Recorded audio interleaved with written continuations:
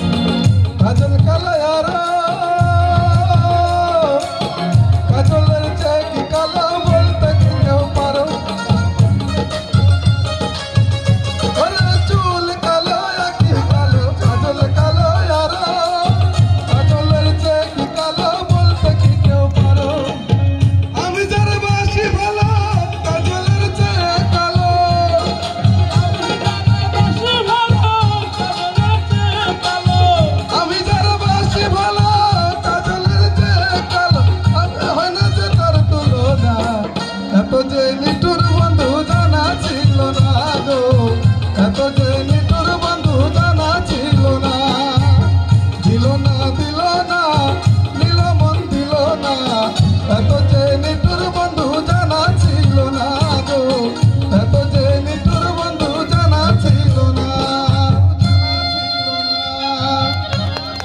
ধন্যবাদ। তবু নদীর মতো শান্ত হয়ে এলে, ছায়ার মতো শ্রান্ত হয়ে তোমার তন্দ্রা গেছে ডাগর আঁকিছে এতদিন পর এলে।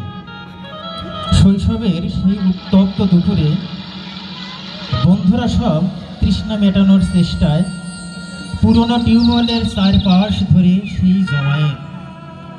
এজন্য শুধু তৃষ্ণা মেটানোই নয়, বরং আরো কাছে গিয়ে আরো কাছে দেখার এক অধরা জমা। আচ্ছা, মনে আছে আম গাছ অথবা মেহগনি গাছের শীতল ছায়ায় বসে কত গল্প, কত গান, কত প্রেম, কত দ্রোহ, কত অভিমান। তারপর সমস্ত ক্লাস শেষে দিনের ক্লান্ত গায়ে মেখে নিস্তেজ সূর্যের পশ্চিমে ঢলে পড়ার সাথে সাথে যখন বাড়ির পানে ছুটে যেতাম, তখন একদিকে আনন্দ আর একদিকে সেটি বিষাদ। আজ এত স্মৃতি, এত ভার শোনাবে বলে, এত প্রহর শেষে ফেলে এতদিন পর এলে টিফিনের এক ফাঁকে একটা কবিতা শোনাবো বলে, উপন্যাসের একটা শব্দ শোনাবো বলে, হৈমন্ত অথবা বিলাসীর বিলাপ শোনাবো বলে, অথবা শরৎ বাবুর প্রেম উপাখ্যানের একটি শব্দ বলবো বলে প্রণয়ের সে কি আয়োজন হলে, অথচ পদয়ের বলার মাঝে এসবের কিছুই হতো না।